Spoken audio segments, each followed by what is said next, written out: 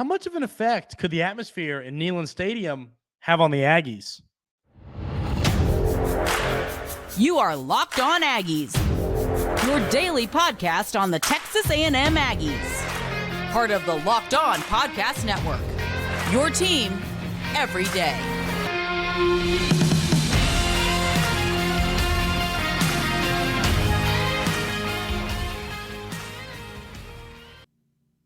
Welcome to the Locked On Crossover Edition. Locked On Vols meets Locked On Aggies. I am Locked On Vols host Eric Cain, and that is Locked On Aggies host Andrew Stefaniak. Andrew, appreciate you being here, man. This should be a really fun game coming up on Saturday, and obviously a fun show here today previewing it. Oh, yeah, I love doing these crossovers, getting to talk with the other SEC hosts, getting to chop it up and learn about each other's teams, talk about some pains we've all been through. It's a good time, and this will be a fun ball game.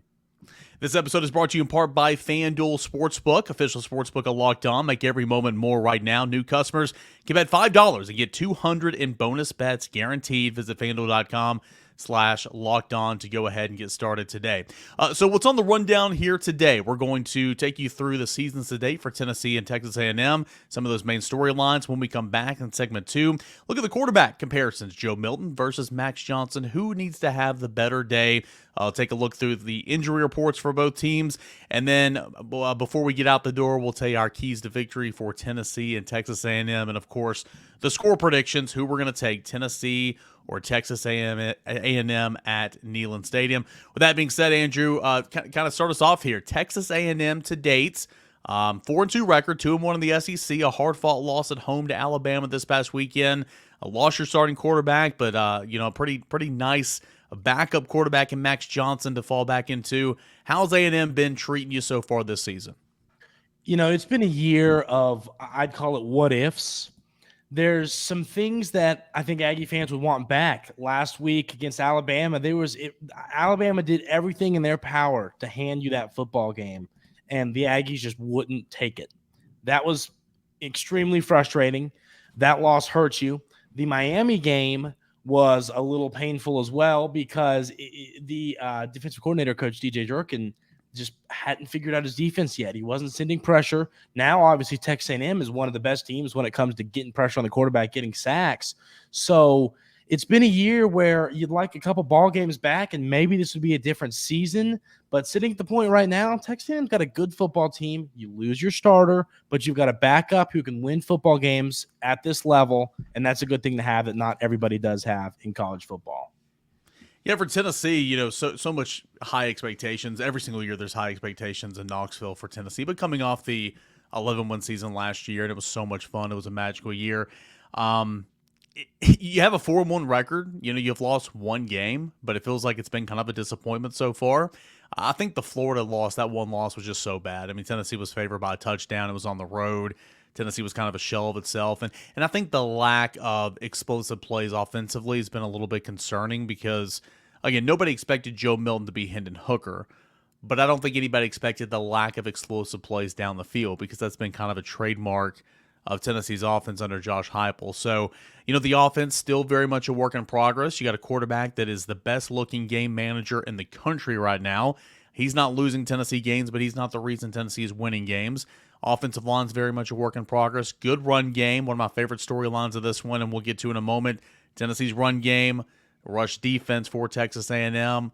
Wide receivers been a little hot and cold, getting better of late, but of course you lost Brew McCoy. And then you look defensively, and I think Tennessee's taken a step defensively, especially getting after the passer, and that's another storyline, defensive rush against defensive rush for both of these teams. So big game. Tennessee's got a tough month of October, starting at home. You had a bye week, then you're starting at home with A&M, then you're on the road at Alabama, and then Kentucky. So from a Tennessee perspective, this is kind of one that you want to get. And obviously, Andrew, it should be just an incredible atmosphere at Neyland Stadium Saturday at 3:30. Always credit those fans in Tennessee. Always credit Neyland Stadium. I mean, you can't. I talked about it on my show as one of the biggest matchups for the Aggies on Saturday is being prepared for that crowd noise because Neyland is it's truly an incredible atmosphere. I always say I need to get down there for a ball game at some point, but this is going to be a ball game where I think that you see some strengths on weaknesses and strengths on strengths that are going to be big keys in this ball game. And I know we're going to get into the keys, but I look at this game and I think a lot of it's going to come down to quarterback play. We're going to get into that, but this game is just going to be one of those where I think that it's going to take a great game from Texas A&M to leave with a win, and I think a bad game from Tennessee to kind of drop this one. It just feels like the home field advantage there could end up being too much, to where I think the Aggies are going to have to put together a solid game, which one thing we talk about a ton is with the talent on their roster, on Texas A&M's roster, it's possible at any point that team can pop and put together an incredible performance. It's a talented football team. Nobody ever questions that. The question is, can they put it together? Can the coaching staff put them in a position to succeed? So far this season, you've had a couple good game plans. I liked the game plan against Auburn. I liked the game plan against Arkansas. I liked it against Alabama. I just don't think you made enough adjustments in the second half. But no, I think this is going to be a ball game that's going to come down to just, can Tennessee do what they need to do at home? I think if they can do what they need to do at home, I think they're going to win this game. I think if Tennessee doesn't play their best football game and A&M comes out firing, I think this could be one that leans more in the Aggies' favor. So I think it's going to kind of come down to that kind of stuff. You reference A&M as being a team that could pop at any second. That's kind of how I view Tennessee offensively. Like, they're still, I mean, Joe Milton, down the field passing, throws 20 yards or more down the field. He's really struggled this year. Intermediate, he's been worse, 10 to 19 yards, but within 10 yards at the line of scrimmage, he's been really good. And Tennessee's called a lot of their game plans, out on the perimeter around the line of scrimmage, whether that be because of Milton, the offensive line, the whole operation. I don't know, probably a little bit of everything, but Milton has all the tools, and he has his entire collegiate career. If he's ever to put it together for that Heisman, he's not going to be a Heisman finalist. Don't hear me wrong, but if you have a Heisman-like game, wouldn't shock anybody whatsoever. And maybe that's A&M, or maybe that's on the road here in a couple weeks. We'll see. Main storylines, I already mentioned a couple. The number one main storyline, I think, coming into this game is one, Tennessee, the win streak at Neyland, which is really, really impressive, and then the lack of a quality road win for A&M. Correct me if I'm wrong. I feel like this streak goes back to 2021. It's been a minute. It's been a minute since Jimbo Fisher and A&M has won a quality road game, under this regime. So I think that is a huge storyline. It's one that you can't just skim over. I saw, firsthand how the effect of the swamp from the crowd noise affected Tennessee. And then I saw it at South Carolina a week and a half ago with Tennessee on third down, those fans giving Spencer Rattler all he could handle, false start, back it up 3rd and 15. So I think that is a huge thing. And then obviously it's, the best rushing attack in the SEC right now, Tennessee, against the best rush defense of A&M, 84 yards a game on average so far. That's going to be an excellent matchup. And one thing, I'm going to just keep talking good about my Vol fans, my friends that are Vol fans. I'll tell you right now, I hope there's no Florida fans listening, but the Swamp and Neyland, we're not even going to have that conversation because I don't think it compares. Neyland is just something else. I'm going to keep saying it. But, on that storyline, I saw that stat you're referencing, the how many games in a row A&M's lost on the road and how good Tennessee's been playing in Neyland. That is one of those where my buddy, my roommate, we always joke and we say, on the betting perspective, it's like you're due or you've won a bunch in a row, and you can make the argument each way, but that's a good storyline, and it's a good thing to look at. It's like, can Texas A&M go on the road? If you think about it, they haven't played a real, genuine road test this year. Look at their schedule. They've played the Miami game. We all know there's no atmosphere there. They played Arkansas in the Cowboy Stadium. The atmosphere there, it's half home fans. It wasn't really anything crazy. This is hundreds of thousands of trillions of people that want you to lose a football game, and they're going to make that very clear and make their presence felt. And so how will Texas A&M respond to that? That's going to be a really interesting factor in this game that's more than just X's and O's. It's going to be a good one, and I can't wait to continue to break this down every single angle of the game. We'll take a look at the quarterbacks, Max Johnson versus Joe Milton, and we'll take a look at the injury report. That is coming up next as we cross over here on Locked On Vols meets Locked On Aggies.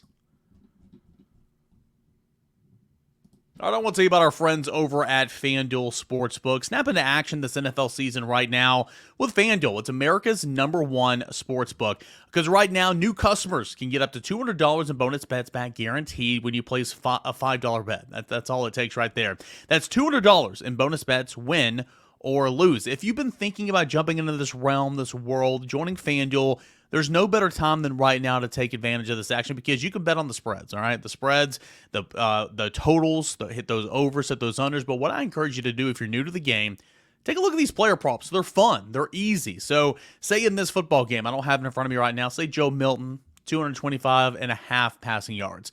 That's his total, right? You want to say he's going to do more than that, over or hit the under. Those are so much fun. Or, who scores first quarter spread, all that and more. That's where it gets really, really fun. You can do it over at FanDuel Sportsbook for the Tennessee Texas A&M game or any NFL game this Sunday as well. So I encourage you to visit FanDuel.com/lockedon to kick off this NFL season here today. FanDuel, it is the official FanDuel, the official partner of the NFL. All right, welcome back into the Locked On crossover edition. Locked On Vols meets Locked On Aggies. I'm Locked On Vols host Eric Cain with Locked On Aggies host Andrew Stefaniak. Andrew, we've done one crossover before. It's been a minute. Before we hit record, meant to clarify to make sure I am pronouncing your last name correctly. I am, right? Yeah, you are. You had it great. See, I should have just kept rolling with it. Confidence is key, right? Yeah. All right, let's take a look at these quarterbacks. We've mentioned it a little bit already. Joe Milton versus Max Johnson. Now, Max Johnson's not the starting quarterback for Texas A&M. That was Connor Wagman. Wagman, unfortunately, is out for the rest of the season. But I'm not saying Max Johnson's, an upper echelon quarterback in the country, but what a luxury to have a former starting quarterback in this league and Max Johnson that can step in and just go ahead and play. How is this offense similar? How is this offense different? And kind of what's that vibe offensively with Max Johnson now at the helm for the Aggies? It's a great question. I actually was going to ask Coach Fisher that exact question on the SEC teleconference last Wednesday and couldn't get a question in. I'll have to ask him that, get the coach's answer. But from my perspective, watching these ball games, it's a very similar offense. Wigman is a little bit more athletic than Max Johnson, but Max Johnson can move with the football on the ground. He's not a speedster. But he is quick enough that if he gets outside the pocket, if he doesn't have something he likes downfield, he'll take off and get you 6-7. He won't throw it away. He'll instead of throwing it away, he'll try and pick up 4 or 5 or 6 with his legs. He's athletic enough to do that. We saw a few plays when Wigman was in where he had a few drawn up runs this year, not a ton. He was a pocket passer, and so with Johnson taken over, he throws a pretty deep ball. That is the calling card to Max Johnson. It always amazes me at guys that I think throw a better deep ball than they do intermediate passes, but his deep ball, he throws some pretty downfield passes. So the offense to me, frankly, is similar. It's not like you're going from Cam Newton to Tom Brady. It's an offense that these two guys are somewhat similar. And I think you have a nice thing in Max Johnson. I've talked about it. Not a lot of SEC schools have a backup quarterback that has played and won games in the SEC before. So having an experienced guy like Max Johnson, who he is, what he brings to the table, it's an advantage that some teams flat out just don't have. But yeah, I think this offense is similar, and it's going to be interesting to with whichever quarterback's in there, and it's going to be interesting to see Milton/Johnson, who's going to have the better football game. I think it's going to be a fun one, and I think Milton's got a lot to prove on Saturday. I think he could have a big game, and it'll be interesting to see if Max Johnson can hang with him. Yeah, Joe Milton and Tennessee both have a lot to prove on Saturday, and I want to get to that in a moment, but I want to continue to grill you on A&M real quick. Just when you look at the stats, everything, this team on paper, just so much improvement from 2022 to 2023. Defense alone, worst to first in terms of rush defense, leading the SEC in total defense, all that and stuff. But offensively, it's kind of middle of the road offensively. But if you look, vast improvements there as well. 35 points a game, 420 yards of total offense, throwing it for 275 yards on average, rushing for 144 on average. Bobby Petrino, I think everybody, myself included, said this will be boom or bust. It will be really, really good and work out well for A&M and Jimbo Fisher, or boy, about week 5, week 6, it is going to come crashing down. So far, so good. If Jimbo will just get out of his way and let Bobby go to work, I mean, he's improved, and A&M offensively looks pretty competent. A&M. So this is an interesting stat that's going to kind of make people that haven't watched every A&M game kind of go, oh, okay. They've moved the football well against everybody. Even last week against Alabama, where you only put up 20 points, you still here's the issue right here. It's simple as this, and this is something Coach Fisher's talked about, and that needs to do better. Texas A&M this season has been in the red zone 28 times and scored 16 touchdowns for a percent of 57. Coach Fisher says he wants that around the 75% mark. Yeah. So they've been getting there a lot, but it's been a lot of they're letting defenses bend, not break, and they're putting up 3. They've gone for it on 4th and goal to go, or 4th and 1 from the 6 a few times and not gotten it. So it's been a lot of, hey, we're here in the red zone, but we're not putting up touchdowns or putting up field goals or we're turning it over on downs. And then a few missed field goals. I don't know if they've missed any in the red zone. I don't think so. I think maybe 1 or 2. But point is that I think this offense has been great. Truly, I just think they need to punch the football in more than they have. That's been the issue. Just blaringly looking at these numbers, they have not been punching it inside the 20 as much as they should. And if they start to do that better, here's the deal. If you turn 3 points into 7, you're going to win more football games. Oh, yeah. So I think that's been the offensively, they moved it with Connor Wigman. They've moved it with Max Johnson. The running game, I'll be honest with you, I think those numbers, frankly, have been boosted by a few big runs in garbage time. There have been a few, like against Arkansas and against Auburn, we had a couple 75-yard runs in the 4th quarter that just really didn't do anything for anybody but just make stats look better. So I think that to be brutally honest, the running game is a concern for me. Passing attack, I have all the confidence in the world. Obviously it's the Max Johnson show now. I have all the confidence in the world in them. But the rushing attack, will they move the football on the ground against Tennessee? We'll see. But if they don't, it's going to be a concern. So we're talking quarterbacks here and a little bit offense in segment number 2. We'll get to injuries here in just a couple of seconds, really, before we get into our keys to the game and our score predictions in segment 3. For Joe Milton, I'm not going to sit here and say Tennessee's run game is going to get shut down like it did against Florida, because I don't think that's going to be the case. I think playing at home is a completely different story. I think Tennessee, it's got its best offensive lineman back in Cooper Mays at center. I just think the whole operation looks a little cleaner. I think they're going faster. That helps when you get your center back. And so I think Tennessee's going to run the ball a little bit. Now, is Tennessee going to run for 250 yards? I doubt it. A&M is a great rush defense. But is Tennessee going to be held to 45 yards like, Alabama was or whatever the case was? I don't think so. I really don't. However, I'm not sure if Tennessee's going to win this game, it's going to be on the backs of the 3-headed monster in the backfield, and Jalen Wright, Jabari Small, and Dylan Sampson. Joe Milton is going to have to hit some plays down the field. It's going to have to. And it looks like, and feel free to jump in, there's opportunities there in the A&M secondary. Jalen Milroe, Alabama can reach its absolute ceiling this year with Jalen Milroe reaching his ceiling. More so than Buckner, more so than Simpson. What you saw against A&M from Jalen Milroe, it's like, whew, okay, well, if Alabama does that, then watch out. Alabama's going to be dangerous with a dangerous quarterback because he's already a dynamic athlete that can run.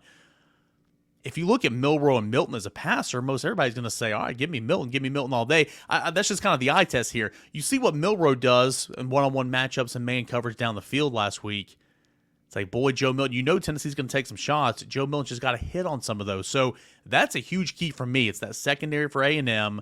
Joe Milton, can you hit on a few down the field? Can you? He is 8 for 30 this year on passes 20 yards down the field, which is not good.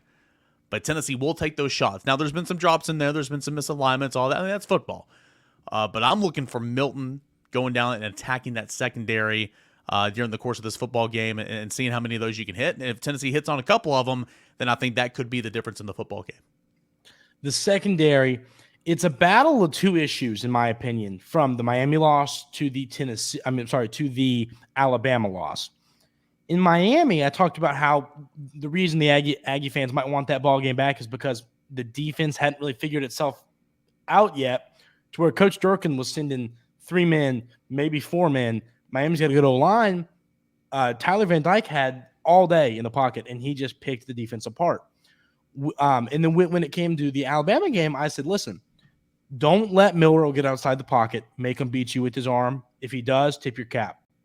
And he did. Yeah, he beat you with his arm, and yeah, I did tip my cap on Monday. But point there is, I think that if Milton, will he have time in the pocket? That is what it's going to come down to.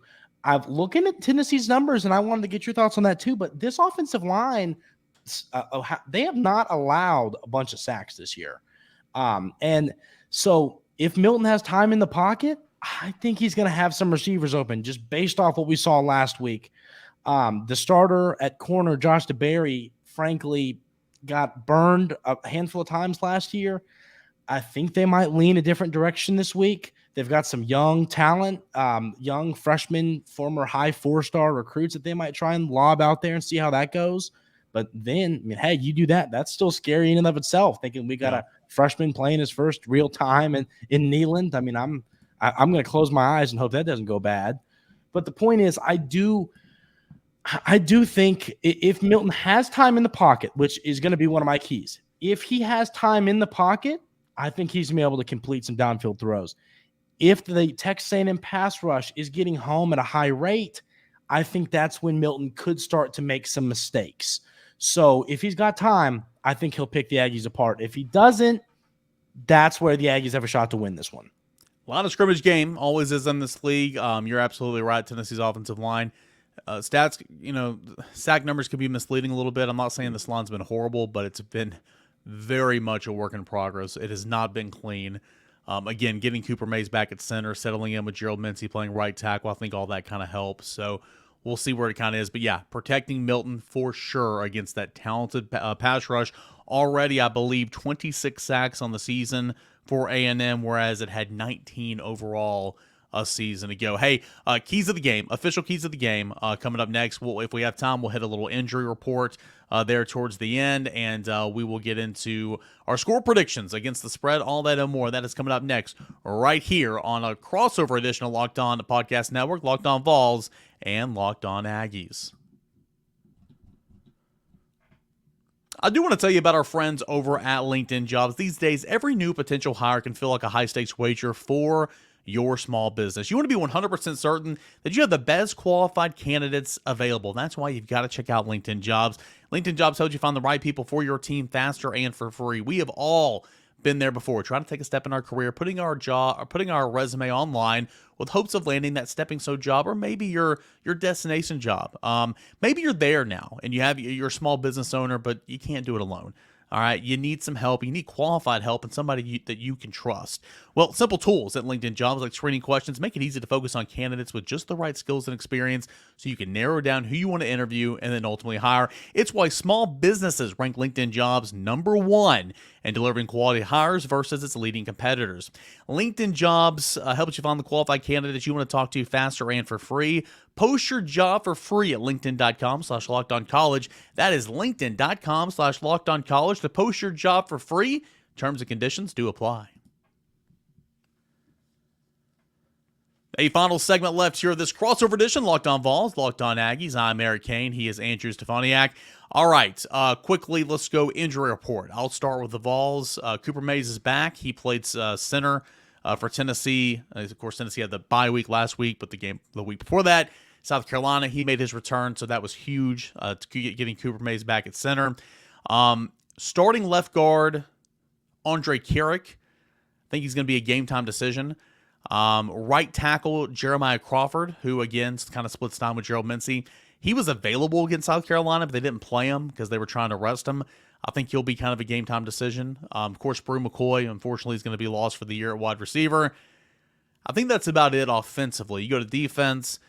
Tennessee got back Elijah Simmons, a defensive tackle presence. He played 12 snaps against South Carolina. That was good to see. Of course, no Keenan Peely at linebacker. And then in the secondary, you're looking at trying to get back starting cornerback and Danico Slaughter. He was, after missing the past couple weeks, he played 6 snaps against South Carolina. So slowly but surely, Tennessee's getting a little bit healthier. One other big injury note, and this is obviously big now because of the depth issues at wide receiver. Dante Thornton, key transfer portal addition from Oregon over the offseason. He missed last week with a hamstring that flared up. Kind of where is he towards the end of this week? Tennessee will need him to step up, obviously, and I bet he will be a game-time decision as well. So Tennessee's getting healthier heading into this game, and certainly benefited from the bye week last week. Andrew, kind of where's A&M at injury concerns right now? Pretty healthy right now, actually. They were smart. They held some guys out a few weeks ago. The last non-conference game before we really got into SEC play, which I think helped some people with some nagging injuries get right before SEC play started. And now everybody from Coach Fisher's press conference on Monday, it sounds like this team's pretty healthy going into this ball game. And you got to remember, next week is Texas A&M's bye week. So assuming that if you're above 75%, you're playing because you got a bye week after. There are two injuries that of two guys we haven't really seen this year, an offensive lineman that was projected to be a starter in Reuben Fothery, and a corner who I had projected to be a starter in Tony Grimes. Those two guys we haven't seen them yet so far this season. We got an update from Coach Fisher on Monday, and frankly, based on his update, it feels like one of those updates where you're not going to see him. So that's really the only injury updates and players that we expected to have a role that we thought would be out there aren't out there. But when it comes to guys that have been playing so far this year, I think Texas A&M's healthy going into this ball game. Keys to victory. A lot of these keys to victory can be copy and paste every single week. I feel like, it's football 101. But I'll throw a couple stats out there for you. I don't have the exact stats, and I'm bad at my job. I should have it. But anyway, 150 is where you need to be running the football. Tennessee is the record is so good under Josh Heupel in 2.5 seasons when Tennessee runs for 150 yards in a football game. So running the football, you want to get Tennessee wants to get more than that. Tennessee's averaging over 200 yards a game this season, but that 150 marker is kind of where you want to be on the ground. Get the 150 yards, and against this, again, I continue to say it, 84 yards is all this defense has given up on the ground so far this year on average. And so it's going to be a challenge. But get to 150 yards on the ground for Tennessee and get to 30 points. Again, don't have the stat in front of me. I will do this sooner or later before the game happens. But when Josh Heupel scores 30 points, when Josh Heupel coached teams score 30 points at Tennessee, the record's incredible. I think all but one game, if I'm not mistaken, in terms of Josh Heupel wins, have come by scoring more than 30 points. So those are some two numbers. Like I said earlier, Milton has got to connect on a couple of down-the-field passes, got to take advantage of one-on-one matchups with the secondary that I think you can exploit. So connect on some down-the-field passes. Don't shy away from the run. Tennessee runs the football. It's the basis of the offense, but sometimes Josh Heupel gets a little pass happy, gets away from it, even when it's going well. Look at the South Carolina game. Stay committed to the run. And then defensively, make matters just worse for Max Johnson. Confuse him. The crowd's going to be a factor. Disguise some things in the back end. Tennessee's got one of the better pass rushing units in the country, along with Texas A&M. Tyler Barron, James Pierce. Get after Max Johnson. I'll make him have his brother at tight end, stay in for some six-man protections, and try to spark some things defensively. That's kind of my summary, a roundabout keys to victory for Tennessee. What about A&M? If A&M wins this game on the road, what does A&M have to do? To me, and we'll run through a couple of keys, but it's the one that is just flashing lights, blaring obvious. You have to do this, and you just got done talking about is Max Johnson has to have time in the pocket. I have talked about this. I have screamed at people on my show throughout the week saying, we have got to get him time. If you don't give Max Johnson time in the pocket, frankly, I think this is a ball game where it's going to be hard to score points when you add the atmosphere factor. He didn't have much time against Alabama, but I'm a big believer in atmosphere. Frankly, I know some are kind of like anti-teams. I'm a big believer in atmosphere and how much it matters. Last week, he didn't have time, and he's playing in front of his home crowd against Alabama. Now you're going to, once again, to a rowdy Neyland Stadium with a lot of people who don't want to see you succeed. That is where, you got to give Nobody wants to see you succeed. Let's get that accurate. Nobody wants to see you succeed. That's a good point. That's a good point. Maybe like the A&M people in the press box. Yeah, and, yeah, there and you like go. the With the parents in the SID. stands. So Yeah. like 10 people, 10 people maybe. But I think that's going to be the number one key. If Max Johnson's on his back looking at the sky all day because he's been sacked 6-7 times, he'll make a mistake. He'll throw a pick. If the offensive line gives him time, he is a good quarterback with a talented group of receivers who can pick you apart. It's going to come down to that. Does he have time in the pocket? The other thing I have is winning the turnover battle. These are two teams, and that's the one I always talk. It's cliche. I know it's cliche, but and like you said, all these keys, they're going to be pretty chalk for most games. This is one. Both of these football teams haven't created that many turnovers. Numbers wise, they're actually both teams are bottom of the conference, relatively bottom of the conference in creating turnovers.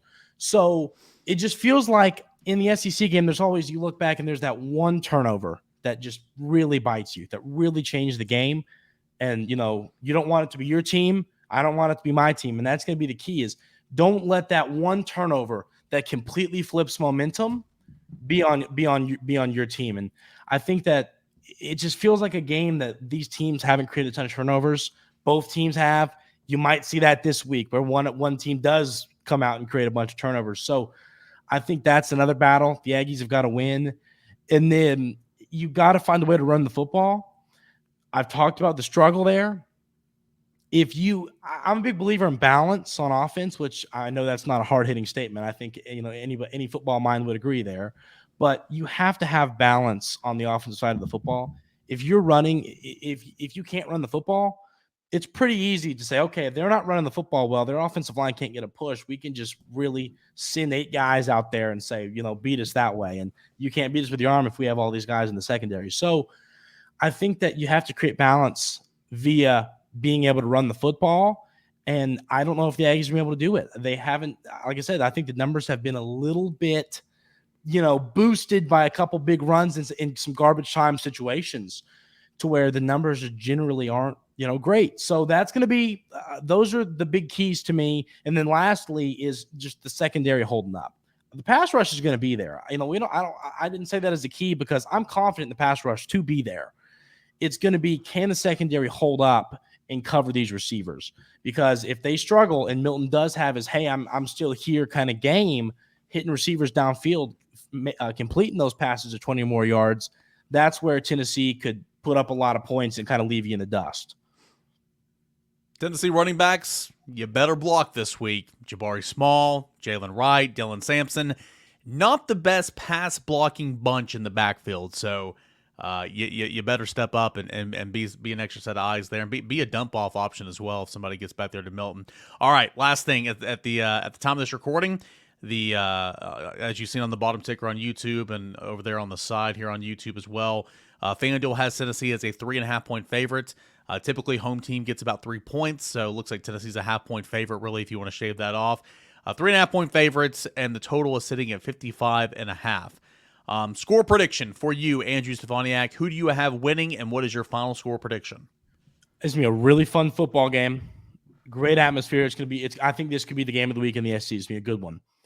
My thought here is this going to be a low-scoring affair, high-scoring affair? I lean kind of in the middle. I think that this is a game, whichever team, I think these teams are similar in a lot of ways to where whoever got to play this one at home is gonna win this one. That's why I lean toward the Vols winning this game. I have Tennessee winning 31-27 and covering that line.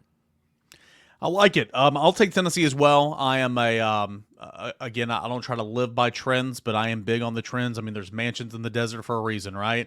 A&M has not been good on the road under Jimbo Fisher the last couple of years. Tennessee has been really good at home under Josh Heupel the last couple of years. Give me the Vols to win 35-28, cover that line, that over 55.5, and of course that spread, that total. And I like Tennessee by a touchdown at home. Now, I think some of those 35 points, maybe a touchdown or two is going to be set up by great field position. Could it be a defensive turnover? Could it be a great punt return? Could it be a mistake by A&M? Something to give Tennessee a short field on a couple of those drives, and you got to cash in. but give me the Vols 35-28. Should be an outstanding atmosphere. If you're watching, if you're listening, you're going to be inside Neyland Stadium. Have fun. If you're a Vols fan or an Aggies fan, should be what a college football environment is all about. Checker Neyland. There's going to be orange and white everywhere. And, of course, it is Game of the Week, CBS, 3:30 Eastern Time. And that is always an honor for whoever plays in that time slot each and every week.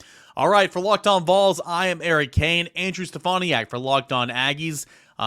Check out both of our work. If you are an Aggies fan listening to this crossover, come check out Locked On Vols for your scouting report for the game.